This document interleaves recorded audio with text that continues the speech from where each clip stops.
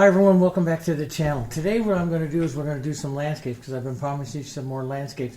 We're going to go up into Glacier Bay National Park up in Alaska. That's where this particular photo comes from. They have lots and lots of glaciers there, and you actually see the glacier, you know, coming down through here. It's a beautiful photo. I got this one on, again, from Adobe Stock Photos, and I'm going to paint it up. This is an 18 inches this way by 12 inches this way. Board. You can use a canvas if you want. You know, canvas. A lot of people say, why didn't you use canvas? Canvas, you know, the weave on a painting like this can really help, you know, kind of pick off some of the colors and give you broken edges for into the snow and stuff. So canvas works very nice on there. Canvas doesn't always look for the florals and stuff that I paint, but it does work very nice for that. So you can use a canvas if you want, or this. This is just a regular MDF board here. I like to use the boards. I use the fusion brushes in combination with the board, and I can get a nice skipping to it. Same type of thing that you can get on a canvas. So it's your own choice, okay? The colors are going to be a little different today than you normally see me use. This is the yellow oxide. I got rid of the two other yellows today because most of our painting is blue.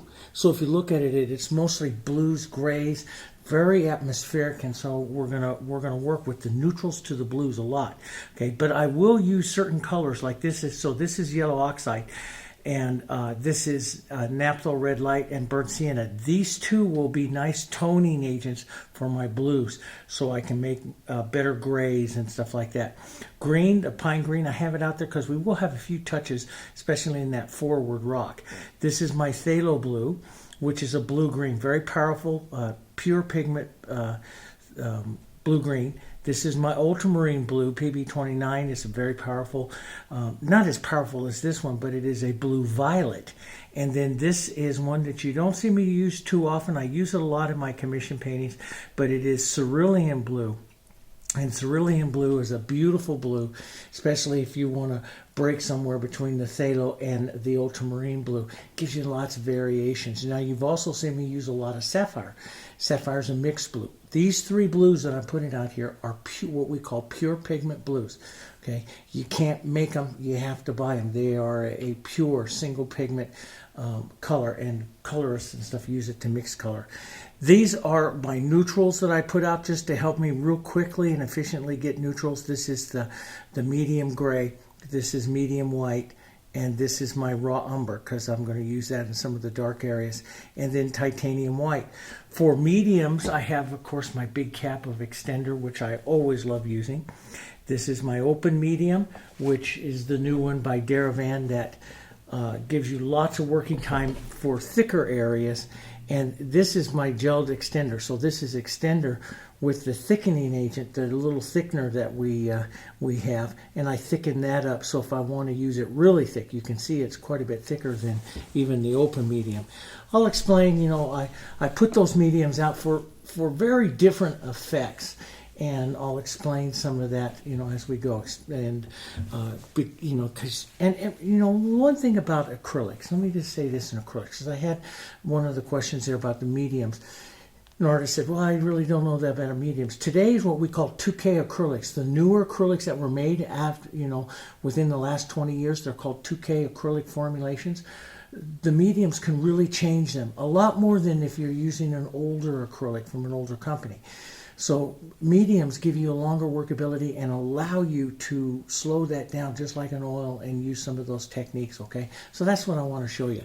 All right, so in the board what I did was I took a ultramarine blue and phthalo blue, about 1:1, and just a touch of that into white, and I just kind of pushed that through the board here. Let it be just a touch darker down here. Then I started my sketching of the glacier here that we want to paint today, okay? So when you come up here and I look at my photo that's up there, I'm going to reference that, and I look at the values of it, and I looked at that. I'm pretty darn close to where I want to be. Let's start right back up there. I love to start into the sky because the sky sets the foundation for what you're going to do as an artist. And I think I'm going to go a little bit more blue-violet here against the sky. So I'm going to use the ultramarine blue. So you can really see it. Let me just show you the difference. This is ultramarine blue lightened up, okay? This is over here will be the phthalo blue lightened up. And so you can see one's a blue light, one's a blue violet, one's a blue green.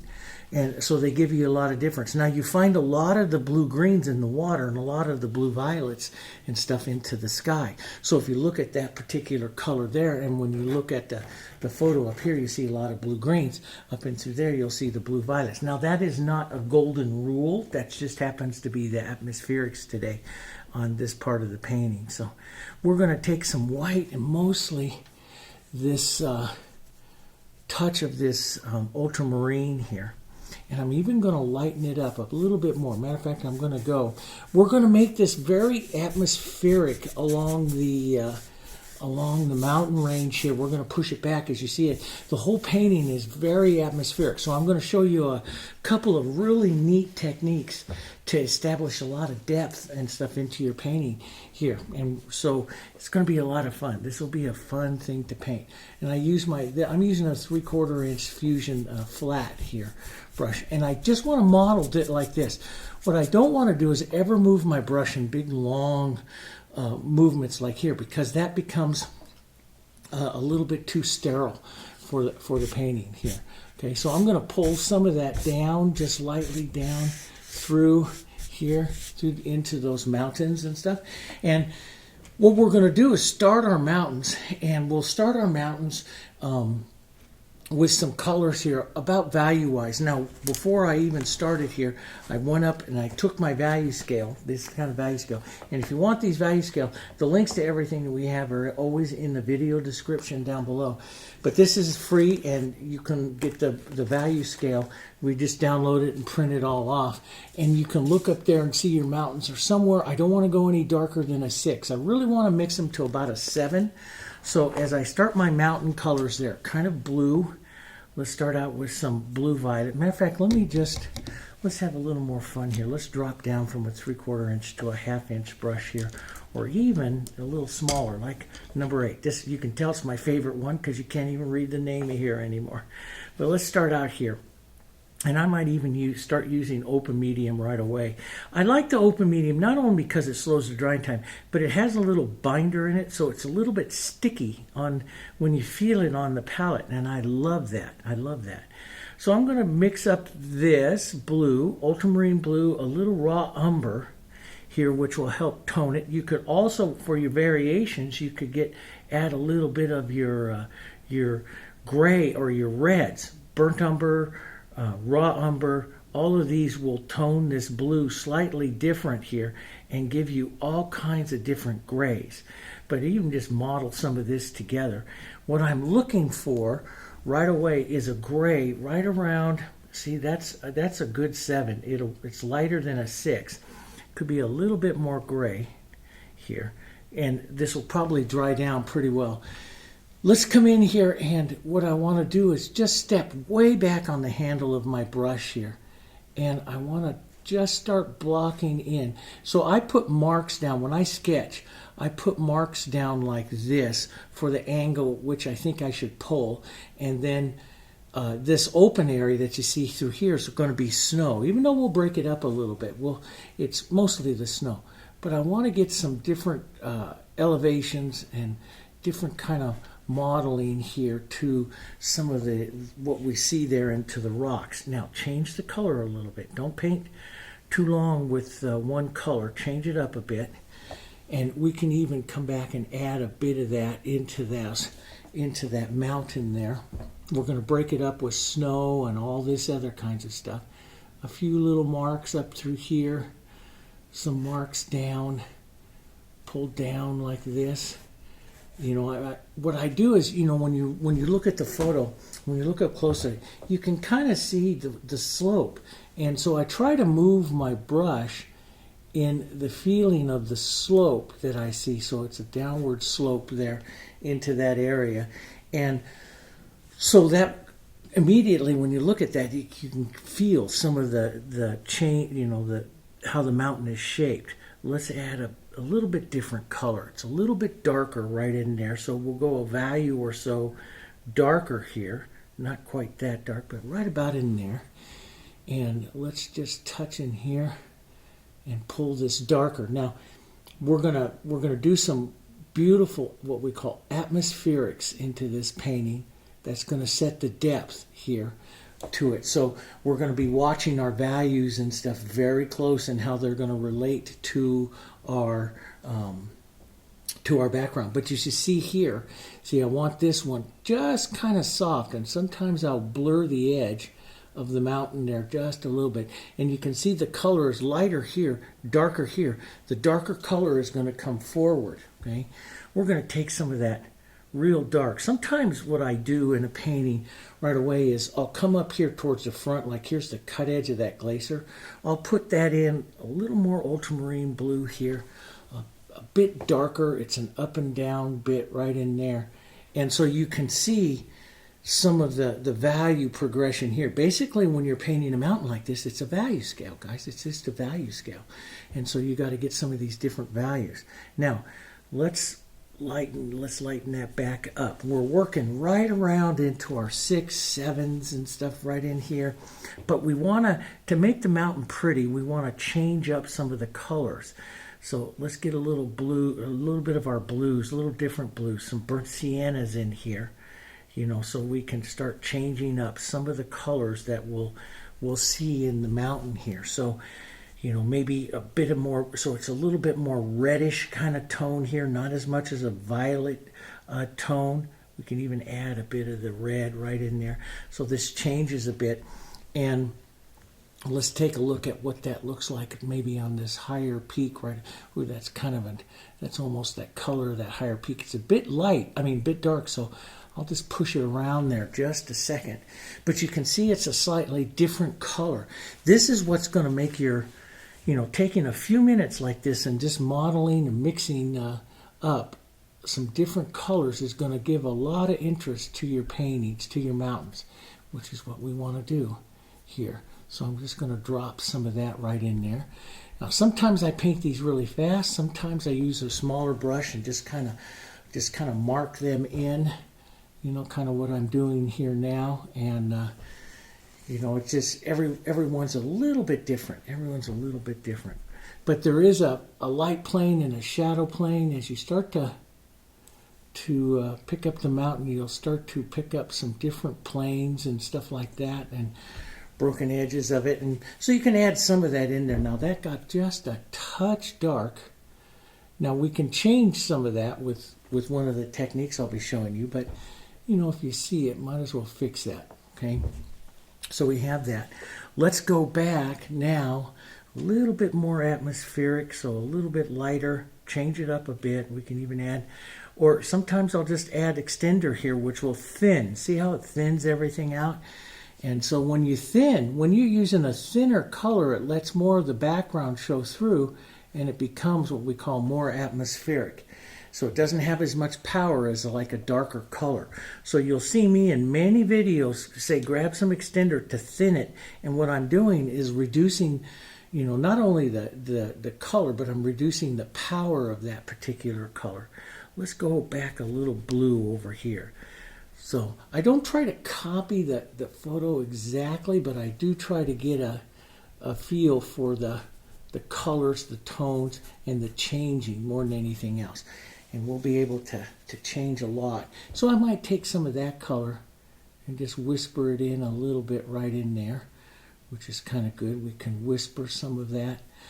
So if you put it on thin, if you find it's a little dark, you can lighten it or thin it for right now and just do a little bit of a wash right like that through an area here. And we can set up some of like the shadow planes of the mountains here as well, like that. So you can see by just taking a few moments and varying your colors, you can get a lot of interest here to your mountains. Now, sometimes I start my mountains out with a big brush and put it in and then start modeling up. And sometimes I do this technique, which is really a lot of fun. You know, it's if you have the time, I love this technique here. Let's just pull down. So I thin that out a bit. I'll thicken it back up just a bit right over here to put that darker shadow side right in there of the mountain. So I use the color a little thicker here, and that'll bring that one, that edge a little farther forward here, right like that, okay? That works pretty good right in there. Now we have up in the very front, that you can see up here, up into the very front, we have a lighter gray. As a matter of fact, let's just grab some gray. We'll warm it just a bit into some of these grays here. That's just, boy, almost that color. I'm going to thin it with some extender just a bit. So I choose whether or not to thin or thickness of it by how I want it to feel. But I usually generally thin, especially if I'm not real accurate with the mix of the color. I'll thin, put it on, take a look at it, and then slowly thicken it up, and so that it slowly works into the painting. But here you can see it's a little bit warmer. Then we'll take a bit of the cooler. It goes into some cooler grays right over here, pulling down in like that part of it right in there. That works kind of well. We'll take some of this. We'll thin out some of this warmer color, and we'll just go ahead and start tossing some of that back up in here. And it might be more efficient to go grab the bigger brush, but I do like, when I do stuff like this, see the scrubbing that I kind of do? I like, because see, it adds movement here. And this is going to be not an interesting part of the painting here. So even as we base in, we can get some of that warm. But you can see on this side, when you look at that particular photo up there, it's warmer there than it is up there, which is bluer and cooler. So now those of you that are in the memberships and stuff, I'll put this photo in so that you can, the original one, so you can take a look at, what it is exactly that I'm looking at if you want to print it off here. Okay, so I'm just going to grab some of these warms and cools here, and basically changing my blues and some of those colors. I'm not trying to get, perfect right now, but just come close. Let's get but change it up a bit, Let's get back to this blue and gray. I like that. There's a side of a hill here that could have a little bit more blue, and a real, a violet. I should put out maybe some violets, because I might want to use some violets in here. The violet colors, you don't really see it, the violets and stuff in that particular painting, in those mountains and stuff, but they are kind of nice to have out. So since it's not going to be too powerful of a violet, I'll put out a little bit of quinacridone here. Quinacridone violet is not as powerful as the red violet that we use a lot. We can add just a touch of that. Yeah, see, that takes that right over into that cooler violet-y blue real fast here. And so we have this little rocky ledge right here that's going to go out towards the glacier, and then it warms up right up over here. So let's grab even a little bit of our medium white, some of our burnt sienna right there. It'll warm up just a bit. It could be just a touch bluer. So you see, and all these colors that I put on right now, I'll change them. This is all my initial look at it, and I'll change some of these colors. Now, the other thing I do for harmony is I'll take some of these colors, I'll mix them, model them all up, because I'm going to change them again.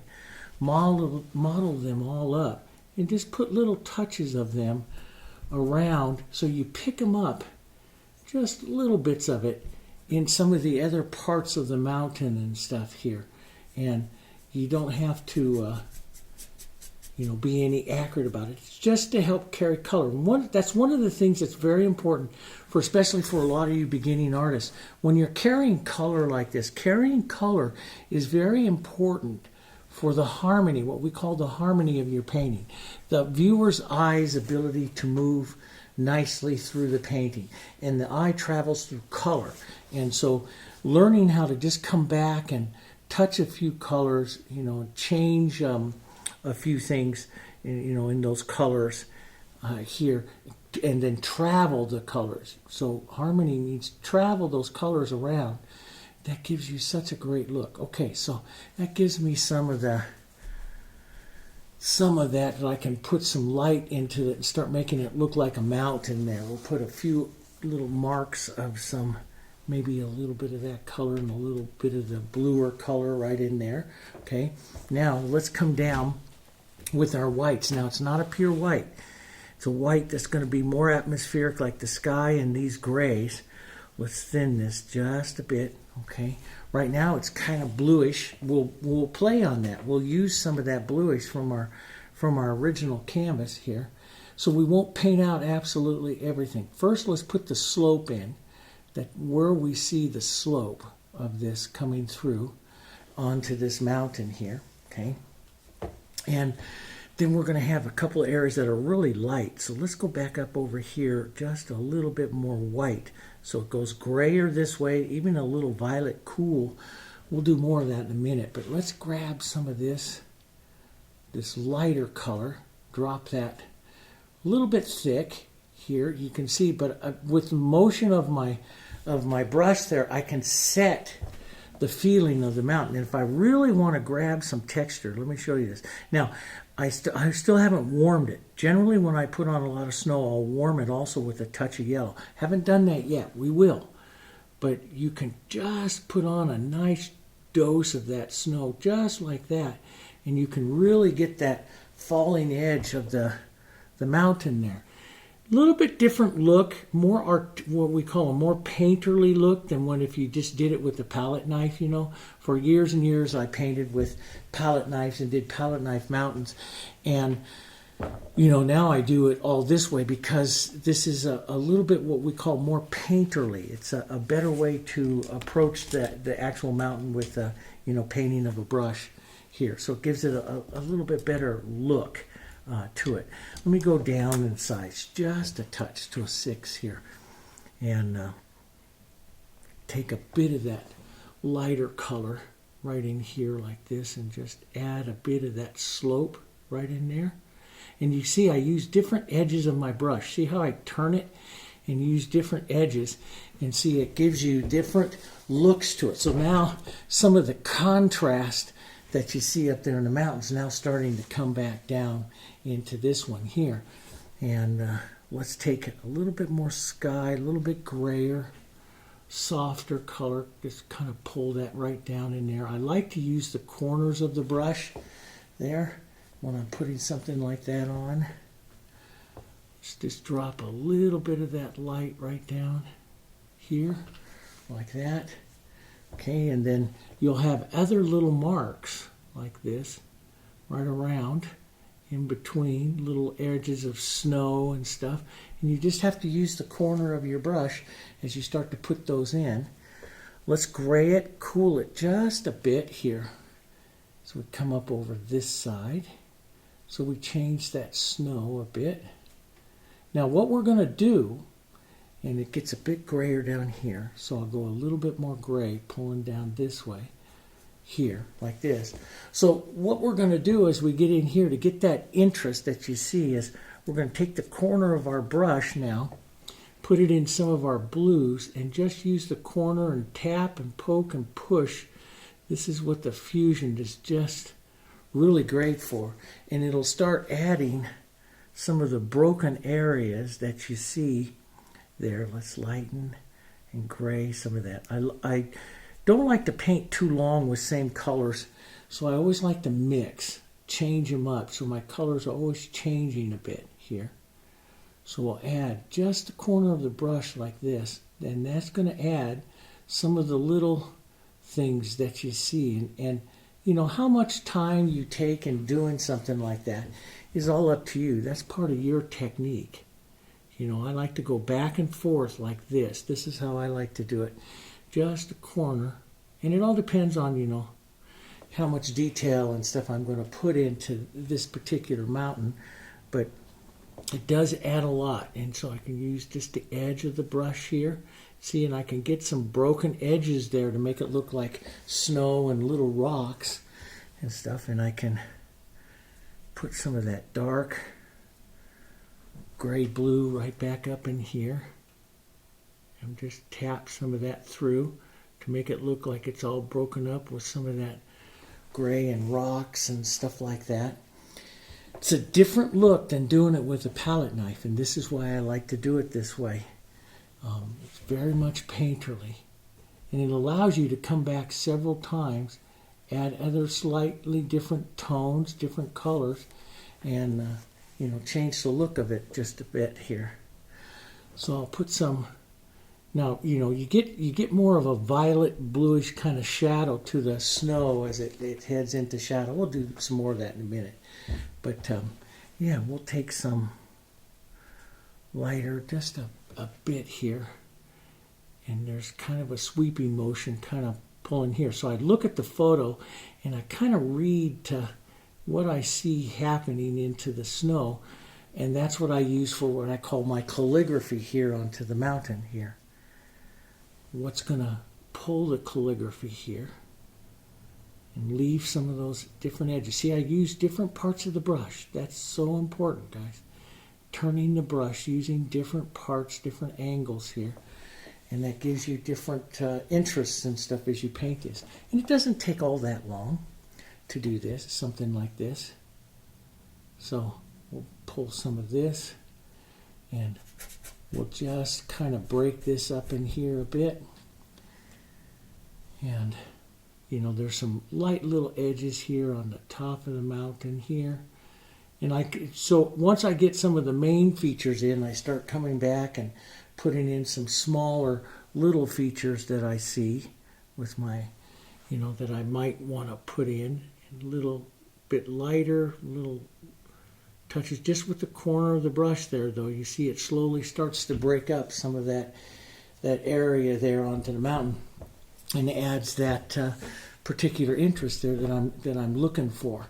So what I'm going to do is I'm going to take a few moments here for you, so we don't take up a tremendous amount of time. And I'll come back in and I'll paint these back ones right back here. And then we'll come forward and paint the glacier and stuff. And this is all I'm going to do is vary those grays, and especially like right up into that area there. I'll just use the corner of my brush with all of these different grays, and I'll put those in, okay? So we'll come back in just a second. Okay, guys, welcome back. So you can kind of see I put this back in here now. In looking at it, and that's a good thing why you should study your photo beforehand, this little ridge line comes right out around like this, and this is a back mountain here. Even though there's so much atmospheric, it's hard to see it back there.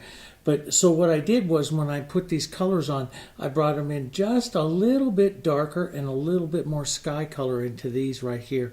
And I haven't finished this down in here yet. I'll be doing that with you. But yeah, it brings these back up. Now, I also added some of the violet. Now, this is something that you don't always pick up. There is a little bit of the mountain shadows. Shadows from, because the light here, I should have told that earlier, is coming in from the left, upper left. And so you will have shadows here. So on my palette, when I'm mixing shadows, I use those cooler violets, a little bit of violets and blues, and you just tap them in, and they add so much to your landscape here when you add the touches of those shadows, those cooler colors on the shadow side of the mountain. Now, this mountain is very atmospheric, so we still have to do that. We have to put the atmosphere in and stuff. But I'll put that on. Now, those violets. And then I'm also going to put the warmer parts of the snow. Now, you can come up and use like medium white, and the white, this makes also beautiful snow. You can see it's yellower. And a lot of landscape painters actually take a soft orange, and I do too, soft orange into the light part of the snow, just like we take a soft orange into the light part of a seascape and stuff. So we'll take a soft orange here. It'll be very much warmer. See the difference right here and here. It's very much, we'll put this on just a bit of this, not over the whole thing, but just a bit, maybe even tap into some of the edges of those violets. And you can see you get a lot of beautiful color. Warm, cool. That's the secret of a lot of art, is warm, cool. For years I was a value painter. Now I'm basically a warm, cool painter, and because warm, cool is so important. Let's put a streak of warmer color right there like that. You can see what it does to that mountain. Now, probably paints the mountain a little more contrast than what we have in the original photo, which it does, but I'm going to leave the mountain a little bit more contrast. But How much you do is up to you. But I'm going to show you a way to atmosphere. Now, let's go back with a little bit of blue, a little bit of the cooler color, because we're right up there by those shadows. And you toss some of that in here. A little bit of that violet right in there. Just little touches, especially works so well with the big brush. But let's model that with some of this other lighter color right there. Drop some of that right down in there like that, and you can see that nice beautiful warmth here. Let's hit the sunlit part of the mountain right up here with that beautiful warmth there. Maybe a bit of the medium white and white right up there to hit that. And so you know how much you use back through the painting, you would add blue to it to cool it, soften it out, but it'd still be warmer than what we used over there. And you can use little bits of this, just a corner of your brush, to hit, especially into the sunlit areas, on depending on how much interest you want to add to these back mountains and stuff over here. So they need to have a bit of that warmth and stuff to them there. Let's pop just a bit more of that warmth, sunlight warmth right up here on that edge of this one. Right there, that's great. Now we'll come in, and so you can add some of this back over here. And, I'll use all of these techniques that I show you here. I'll repeat them a few times. This little mountain edge comes right back up over the top of that one.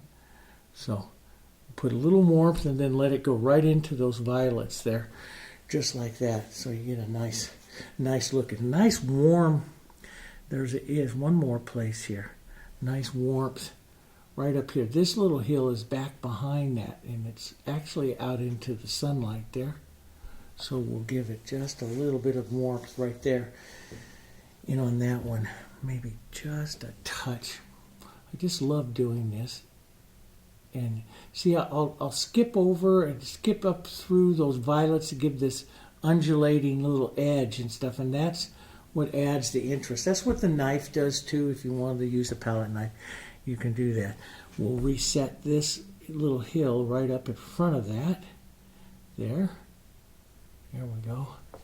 Here, that little hill of that one. Now, the glacier comes down, through here, and it's more of a, and you can take some of this. You can grab some of these colors, leave a few areas of this warm, but grab some of this right down in here. And, the glacier, the snow matches a lot of the colors that you have here. So if you look at that, boy, that's just pretty much that glacier. You can put it on with a knife. You can put it on with a, the brush like we do. Sometimes I like to just model colors on the knife. And, that will help you set the glacier and the movement of the glacier. So you see it kind of come back and back down through here like this. You'll get these subtle little streaks in your color. And a few little bits of texture is not bad too, which will help set some of the movement of that glacier. Let's get a bit of our blues here, some of that cerulean and the umbers here, right up into that. So we can push some of those colors right down into here like that. So you can do a lot of this smaller stuff up here with your knife too. You've seen me do that and show you guys that. That's a lot of fun as well. I like to play between the knife and the brush and get all kinds of tools, but, use all kinds of tools. Try all kinds of things. It's like I always tell you, it's just a little bit of paint and a board. Try some things here. Let's push a bit of that movement right in there like that and down. That sets a nice movement there into the glacier and gets a little lighter, warmer right up here in the front where we can just touch some of that color right up there. Put that cut edge of the glacier right there. Maybe just a little bit on your knife, just a touch, and just kind of push into it a little bit, tap it out so you get some of that movement, that type of movement. Now you can also follow this up. And let's go to my smaller brush here. Follow this up with, that is not a good one, this one. This is little number 4 brush. And you can follow that up with using just a little bit of it to help set some of the motion of the snow here. So coming down that edge, sometimes I'll take just a bit of that light. I'd like to use you've seen me many times, use just the ferrule of that brush. Like this, it's scratching right along the surface to add some of that nice little movement there. And it's, you don't pick up the stroke quite so much here. Here we go, just back like that. So, and the Glacier here is an important kind of feel to it, and it has movement. It travels, and so you can use the knife to help you pull some of that look of that travel and how it's moving, and you can use your brush to accentuate it a little bit here. How this falls and travels down. Maybe a little bit of movement, side plane movement here.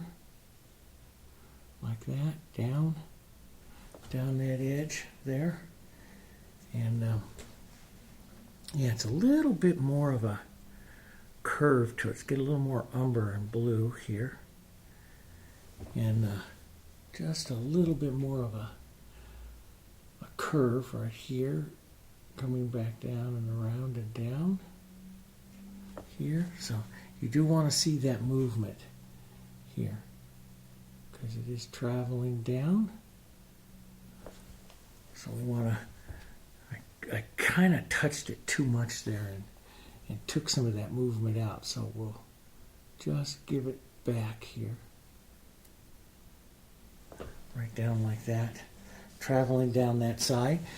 Okay, now, before I get too wrapped up in doing some more of that, we really should come down. Let me put in some of the edge of this along here. We really should come in here and get that cut edge in there. We really should come in and put in our ocean and stuff here. Here we go. And you know me when I paint with you, I really like what we call strong horizontals. I think strong horizontals, good strong horizontals are essential basically to any kind of landscape. Strong horizontals, strong verticals. So I'm going to look up, see if I can find a little bit of my ultramarine, maybe a bit of my cerulean here. That's such a pretty color. Let's lighten it up a bit to find a good color for the ocean. I'm going to thin it just a bit with extender here as well. Okay, and this is just the first lay-in of it. I like to use my square. You've seen me use my square so many times to make sure that my the line and stuff that I'm putting in here is a good, nice horizontal. So I put that in so that fills that line of where that water line is going to be there as a good horizontal. We could drop some of that just for right now in here into the front here. There's a couple that goes up a bit and back down. That'll be good horizontals. And you can tell how thin my color is here because I'm getting a drip right there. So yeah, but that sets that in, and I like that. Now we're going to model the color here. So we get some different colors in here. So we'll push in here. We'll try not to do too long a horizontal lines. Okay, in other words, not so perfect there. Okay, now, so you read that there's some umber there. There's some umbery kind of blues coming a little farther forward, right up here, right up in this area. So we'll push, and I'll do smaller movements of that color. But I want to get that color in there, and but it's a good horizontal motion to all the motion we have here, and that helps the viewer. I mean, it shows a tremendous amount of interest to the viewer. Okay, so now over on the other side there it starts to get lighter. So let's take a little bit of light. Matter of fact, this 3/4 inch brush is probably a bit big, but like I always say, you use as large a brush as you can in an area and use the corners of it, the edges of it, because that's where your interest comes from. If you're just doing a flat stroke all the time, guys, it's not as interesting. You want little lines of movement. That's so important, okay? Little lines of movement here. So let's take a bit of this lighter color right here, and we'll just pull across like that. That's pretty good, but it could be a bit more blue. But we'll go ahead and let this come in right now, right like that. Okay, right in there. Now, the caps are what you see in some of the photo is the down pulling of the glacier itself. So you're going to want to get some downward pulls there. That's going to give you the feeling of the reflection of that other glacier. Now, let's go a little lighter, a little bluer, a little lighter, right up here, right up against by that edge here. And let's just pull that across. And see, I'm turning my brush, twisting it lightly, and it's just laying off different kinds of, spots. Now, I can leave those spots if you want to make it look like little ice in the water, or I can just lift. Now, if you hold your brush really flat, you get this streaking. If you lift your brush like this, you get a smoothing of it. So I can smooth that out, that line out like that, till it's a shine on the water instead of a iceberg or something like that, and that's how I do all kinds of different looks. I'm going to take just a bit of the dark right on the chisel edge of the brush here and pull that right here, and that sets that dark light. See, it just gives it breaks up your shoreline. Right along the edge of your shoreline is really easy. And, years ago when I painted Bill Alexander and stuff, we would take the edge of a palette knife, and just slide it right along that edge. You can do that as well. But I do like to use the edge of the filbert like this, not filbert, but the flat where it's, and just and see, what's happening is the ferrule is also dragging right along that edge. So it's like a palette knife, but it's also like a brush and palette knife combination. And so the line that you get is not exactly perfect that you would have, going against, if you were looking at a, for instance, one that you did with the knife, like a Bill Alexander, Bob Ross type technique. It's a little bit different here. So this will give just a bit of that color. Let's take out. So now you can take your darks and stuff, see, and paint back up in, and just use the corners of your brush here and take back out a bit of that right in there like that. So you get that beautiful kind of shine there. Now, I'm going to come down and go back to my larger brush. We're going to grab some of this cerulean, some of this ultramarine here, and that's really pretty. The cerulean and the ultramarine blue, it's just right about it. I'm going to put a little extender in it here, and I'm going to model this just a bit here, so it picks up some of that colors there. We're going to go a little more cerulean and light here, right up over here. Okay, that could be just a touch. I'm going to put a touch of phthalo in that too. Phthalo was very powerful, so just a touch here. Let's push some of that in. And it's just, you're painting the different blues, basically in this painting. So you want to get some of those differences and stuff through here. Now let's lighten that up quite a bit here. Quite a bit. Let's go back to my number 8 here. Load that brush with this color, and it's actually a light going right through there. So we'll push down and flatten out the brush, lift it up to its edge a bit. Just set those lights. Let's turn a little bit more paint. So if I turn the brush over rather than reloading it, I can push down a little more paint, push that light onto that right there. And yeah, that works pretty good. If you want it more blue, just go right over it with just a touch more blue. Yeah, just a touch more blue into that. But see, each time you do this, you get all these different little colors in there, and that's what makes the water here so interesting. And that's what you want to do, is you want to have the interest to the water here. Okay. Yeah, there we go. And so now we can, I'm going to streak a bit more of this lighter cerulean right through here. That's pretty. Right through there like that. Okay. And it's darker over here. So I'm going to go to my phthalo, and we're going to be using some burnt sienna and stuff into this, which is going to be reflected colors over here. And this is really where I want it darker. So I'll push it darker over here. Right up over this area here. And just, we're going to let this, because this is going to be the area of reflection of this forward, and it's a different color, and it just, one of the reasons why I grabbed this photo, because I love the colors in it. And take a little umber here this time, a little different, little umber.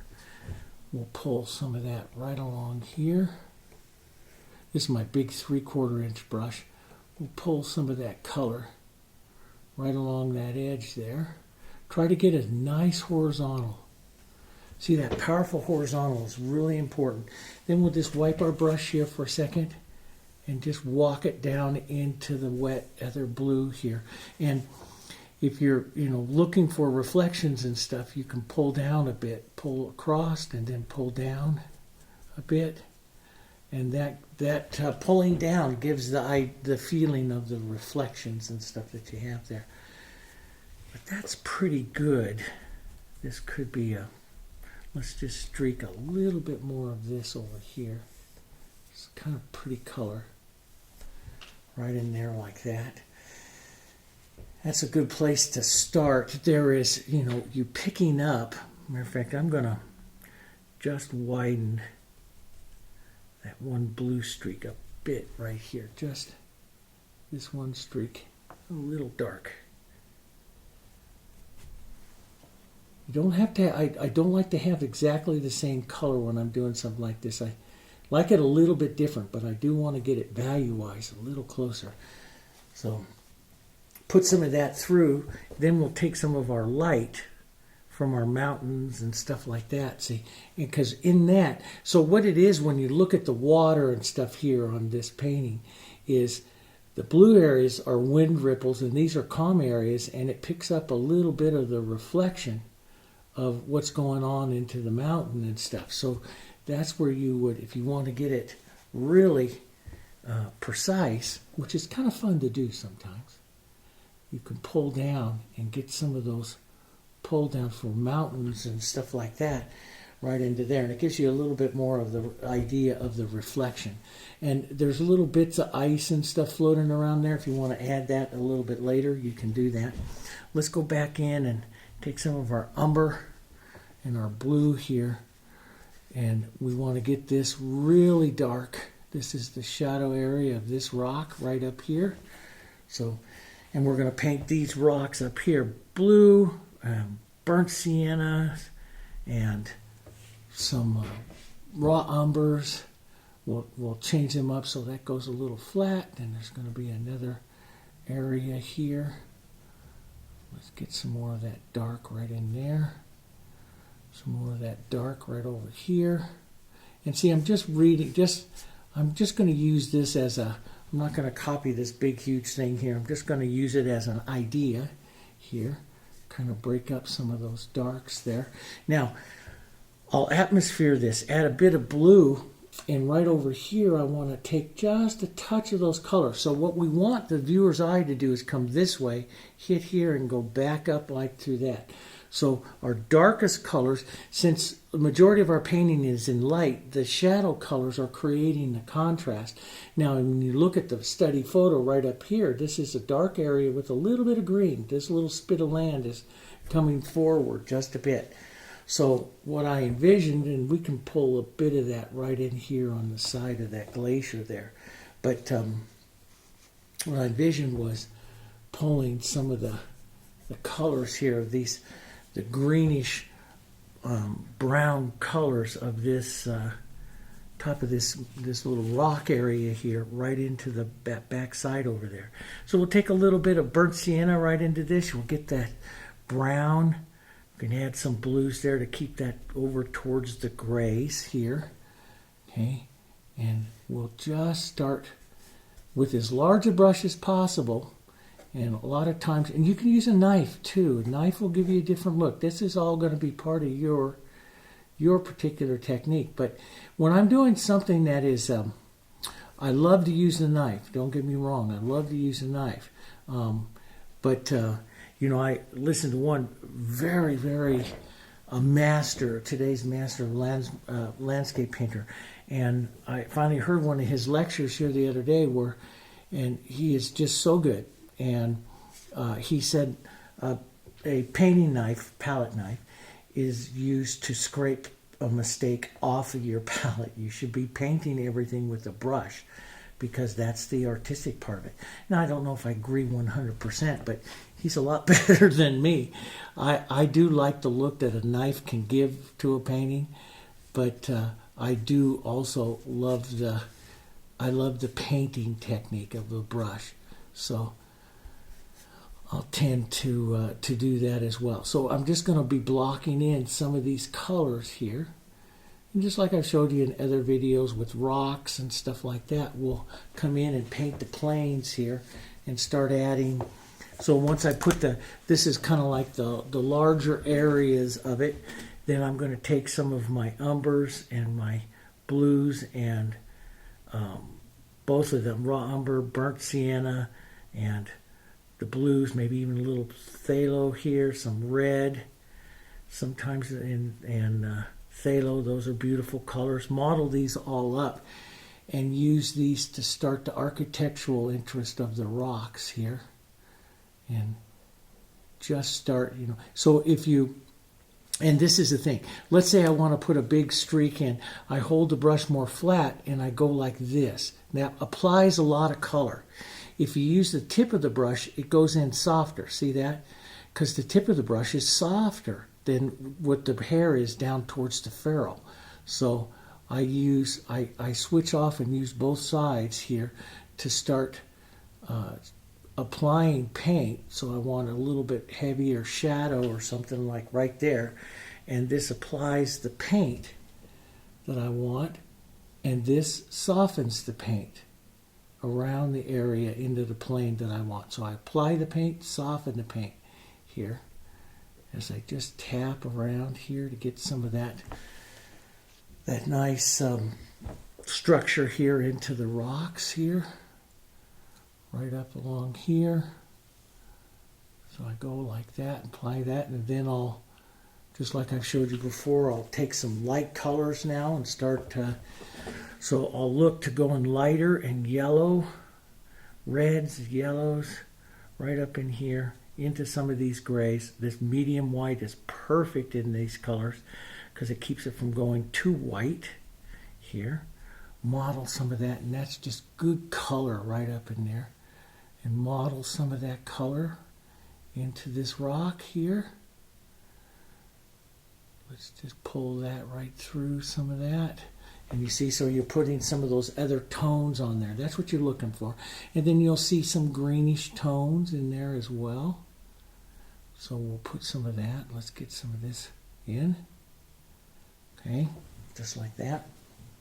Okay, so I'm going to go in and work a little bit more on this rock, just like that. And I'll even put a little bit of the green that you see. So I apply it and then I soften it. And, this is what makes the little areas. Then you can go down to a smaller brush and work smaller little details. But I do like to use the corner of my brush in doing that. And I'm going to let the whole painting kind of dry up here for a minute. So I'm going to go grab some coffee and sit, maybe even use a hairdryer because some of this is still very wet. And dry it all up, and I'll show you the atmospherics of the painting, okay? Alrighty. So give me a few minutes to put that on, and we'll come back. And I'll see you in a minute. Hi everyone, welcome back. So I actually had to use a hairdryer on it because this paint in here was just so wet. So when you use a hairdryer, you do have to make sure, and especially hairdryers don't work on all acrylics because they can crack some. So be very careful, especially ones that you've had, really thick paint. So you have to be careful. Now I'm going to show you the atmosphere. Before I do that, I just want to show you. I put some of that in here, the colors and stuff in here, into this little forward area. Then I took the colors, just washed them across over here, so your eye travels through the colors. And I put just a touch of them on that secondary hill here. This is my palette where I did that. You can see I've mixed a lot of colors, yellows, a little bit of greens, some of your reds and burnt siennas and the blues, and just modeled them all up here. Not really mixing, and just using the brush here like this and pulling it down like that gives you that nice look, and cross them. And then if you want to soften an area, you use the hairs of the brush. That's how you do it. It works really, really well. You could also use a knife, but I like doing it that way. Okay, so I'm going to take this is the larger fusing brush, the 2-inch, which we use for varnishing and stuff. And I'm going to take my extender medium. Everything is dry. So I'm going to take my extender medium here, and I'm going to go over the whole surface here just kind of evenly. Now this does two things. First off, it is going to take the colors to what they look like when they're varnished. So you can see it livens up some of the colors here. And I always, if you're a beginning student, I always like to tell my beginning students, if you're not sure, sometimes just put on a coat, dry everything well, put on a coat of extender like this, and it shows you what the painting is going to look like when it is varnished, because the colors, depending on your acrylics, and these acrylics just kind of jump to life because the extender acts just like a varnish, and it helps reflect or enhance the light moving through it. So you can see some of the difference here. Now, I want to push this back just a little bit more atmospheric, like that's up there. And the atmosphere, we used some of the blues and some of our whites here. I want to keep it, and I want to keep it you could have some grays in there. That's another thing. You can put some grays. As a matter of fact, maybe we will gray. Let this gray just a bit. And how is it going to gray? You could add even a little bit of your medium white. Let's thin it out with extender here, okay? And if you wanted to get absolutely perfect atmospherics there, you would make it just like the sky. But what you're going to do is basically wash over, and I'm going to use a little bit of gray here first, and then I'll lighten this up. So a little bit of gray, because I'm thinking about putting in, I want a little bit more going on into the sky up here, okay? So I'm going to put a little bit of gray kind of streaking through it. What you're going to do, if you want to push the mountains back and stuff, is basically you're going to take sky, colors of the sky, and the right up over the mountains, and it's going to give it that atmosphere, okay? But we want to brighten some of it up, just a touch here. So let's get some of the brighter, more atmosphere of what the brighter blue is here. And we'll use some of that. That's a pretty blue up here at the top here. And I got to get, my brush wasn't really super clean from doing all of those greens and stuff. So, but this will help gray some of it just a bit. And a little bit of blue here. And so I'll push that in, and then you can start modeling some of that together. I'm going to rinse that green out a little bit more because I got some of that green in there. And we'll go back, put some extender in the brush. Always do that so that you don't put that extender back in there, so that you don't, water is your solvent. If you rinse it out, and if you get water back into your painting too much, it will dig holes into the acrylic, so you got to be careful. So I'm going to push this back. Now, you can use a soft brush or your paper towel or anything like that. So I've got a little bit of this guy, and you can pull through to give them even more atmospherics here. And little streaks and stuff into the sky, if you want to have some more interest going through there. I like to do basically like some clouds and stuff like that in there. So I'm going to lighten this up a little bit more and pull even like right over the edge there just a bit. Some little clouds here, and push those back here, right up and through here, model some of this around. Not so much on the forward one here, so I'll stop short, kind of paint around that a bit here, but maybe like the idea here of a cloud here. It just, I don't like a whole, there's a lot of painters that do it, but I don't like a whole lot of emptiness into the sky. So I like to push something in there, just especially like that, like a little bit of the cloud. And it's really easy to do these into the extender onto the surface. Just kind of push up a bit and then just kind of model it and push it a little longer onto the bottom here, like that. And you can get some of the back clouds. You can take some of that, write it back up over the edge of a mountain there to make it look like it's a bit misty. Maybe build a bit more of a cloud, like a little bit more white, like right there in front of that one. So you have a couple of layers of them there. Let's soften this top one up a little higher. Here, push that back a bit. So you can see there's all kinds of nice looks, and you can use your hand to push and smear them around. You're putting in the atmosphere. Don't always go side to side. Put some up and down, some movements of the clouds up and down. But if you want to really, and this takes a little bit of bravery here, but it's just painting a board, like I say. You can give it a try. Come right in here like this with some of this light and pull it right across your mountain there. Soften it right down into that here. Maybe push up a little bit there, like that. And then you can soften it, but it'll blur the tip of that mountain. See how it blurs the mountain right down into the cloud together there. So you can leave it, if you don't like it, you just, because everything's dry, you can just back it out. Just slowly start backing it out here, and that's up to you. But it's a different type of look, and I do like, a lot of times I'll paint clouds and I'll put them behind the mountains. And then sometimes I like a little cloud here. Let's just push this back up like that. Soften that back up there. But sometimes I like a cloud to go right by the mountain here, right up here towards the front of the mountain. And you can take some of those cooler violets that we used here. Let's thin that out. Cooler violets, a little bit into that gray would be good.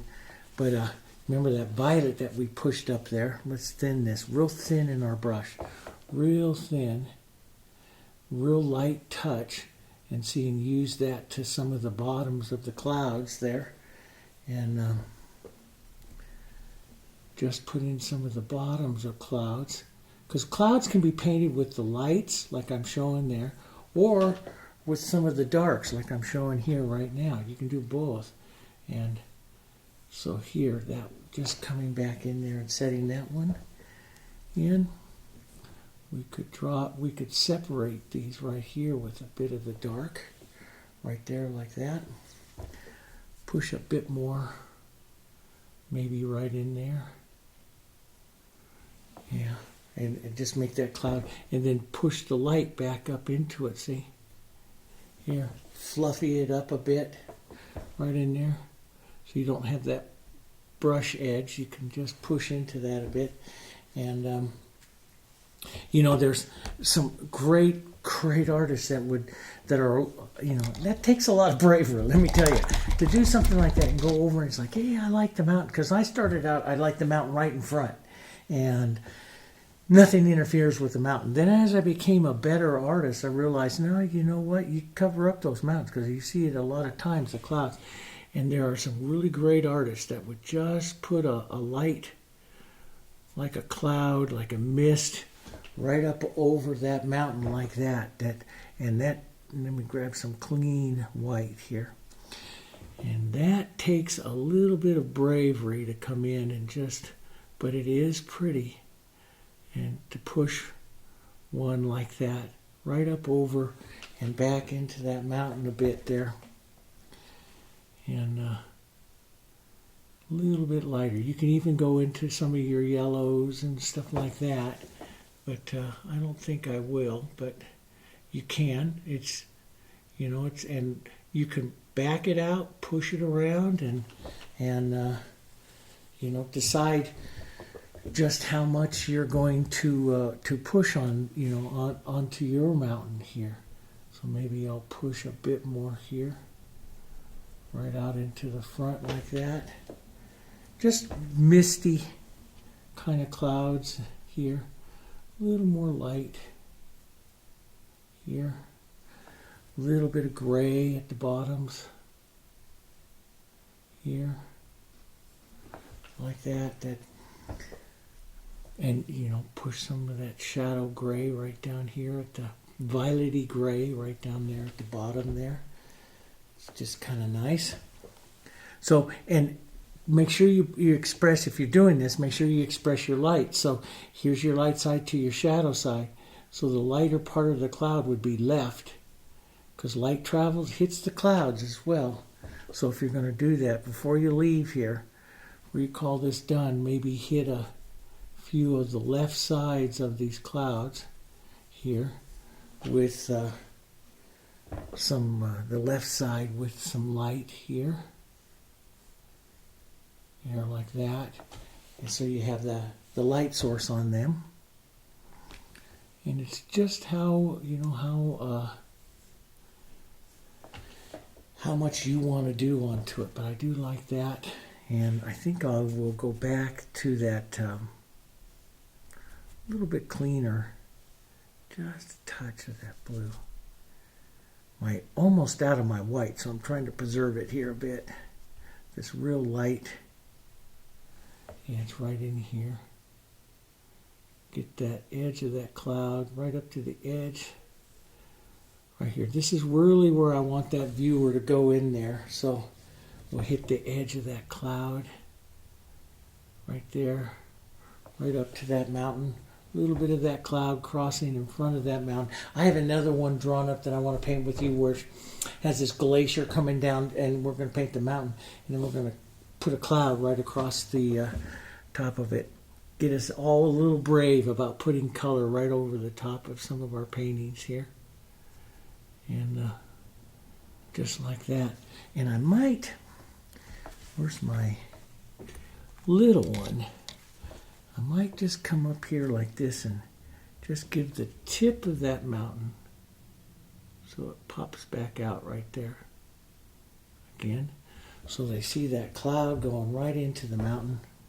That's kind of fun. And it's just all kinds of, and that's the beautiful thing of what I like about art like this is there's just so much that we can do, you know. There's just so much that we can do as artists and stuff. So there, that cloud goes in there a little bit. And that's kind of a fun little painting. Now, you know, you can streak down through, you can take, you know, the little corner of some small, like you know, we saw in the photo there.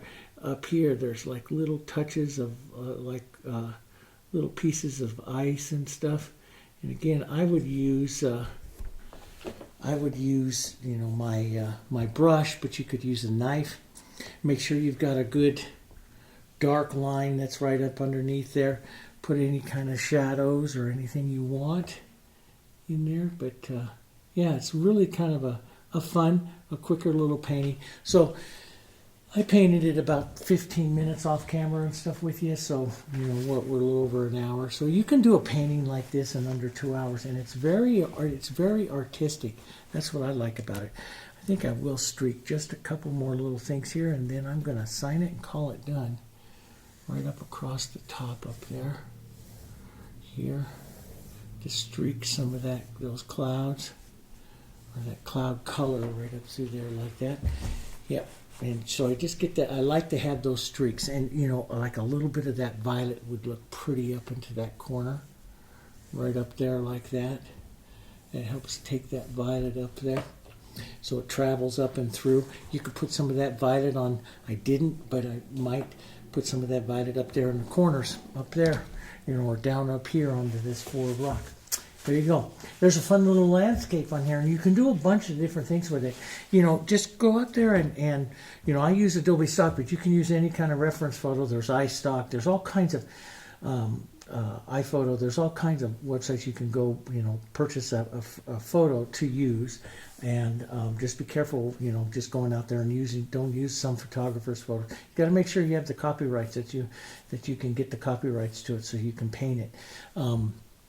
And have some fun with it. There's, you get up to Glacier Bay, the national park up there, and there's, I think I read one place, I went there once and stuff, but I can't quite remember. It's like 1,000 glaciers up into that area and stuff, and there's just all kinds of paintings to do that, and but they're a lot of fun. We'll do some more because I love these types of paintings. Okay, and if you like the video and stuff, which I hope you do, please go down and click like. Please help us out by clicking the like and leaving a little comment, and some of the stuff that you want to see. And I will be happy to paint those, to put them on the list and paint some of those different things for you, show you guys, okay? So we have a beautiful little Louisiana church I'm going to do next. And I'm going to be adding that one and the horse portrait and a western and a lot of other things, okay? So we're going to be adding a lot of videos between now and the holidays. So, don't forget to comment and help us out by sharing the channel. We really appreciate it. Thanks a lot. And if there's something else you want to see, you just let me know, and I'll be glad to do that, okay? Alrighty. I'll see you guys on the next one.